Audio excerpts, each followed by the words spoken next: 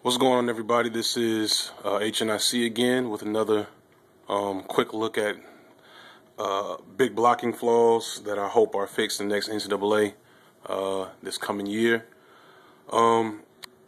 This is it's really quick and easy to spot, and it shows exactly what I talk about when I say that this game cheats. I hate to say it because it sounds childish, but it's the bottom line of the thing.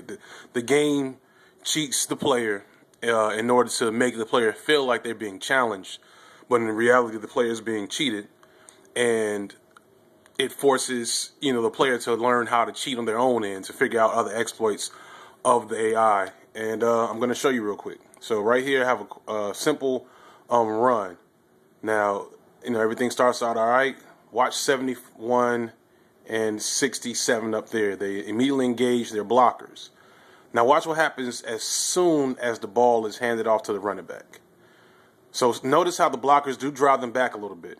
The ball is now in the running back's hands. You can see how the camera shifted. Now, the ball's in the running back's hands. All right, split second. Watch what happens. Both linemen immediately, as soon as the running back gets the ball, begin to shed their block. And here's where the problem comes with.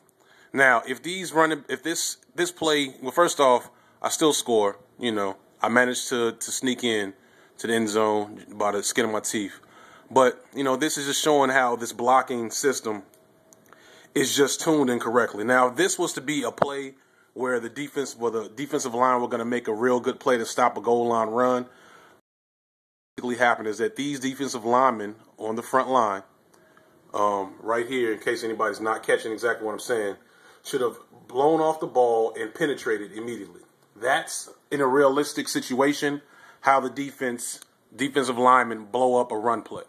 All right, if they're getting driven back at the snap, then there's no way in hell that they will be able to see the ball get handed off, immediately make a move in the perfect right direction, in almost the exact same, again, animation as usual, and get into position to make a play. It's just not realistic. And normally I would know this. In this situation, I probably wouldn't have had a chance because they both shared their block in the same direction at the same time.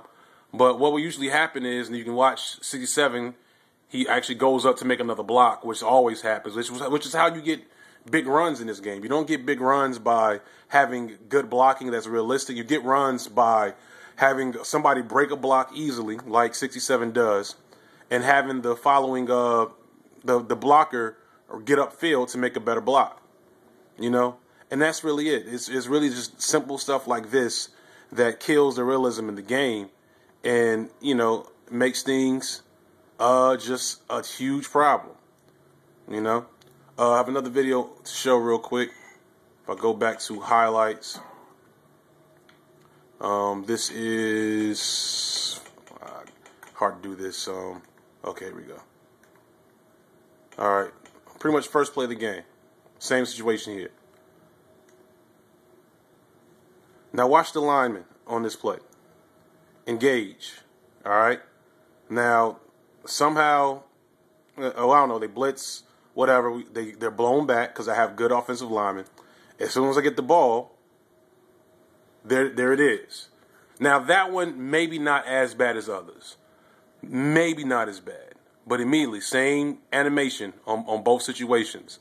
Now it just doesn't happen in real life like that. Defensive linemen do not shed blocks at the point of attack with such efficiency, especially against players that are highly rated.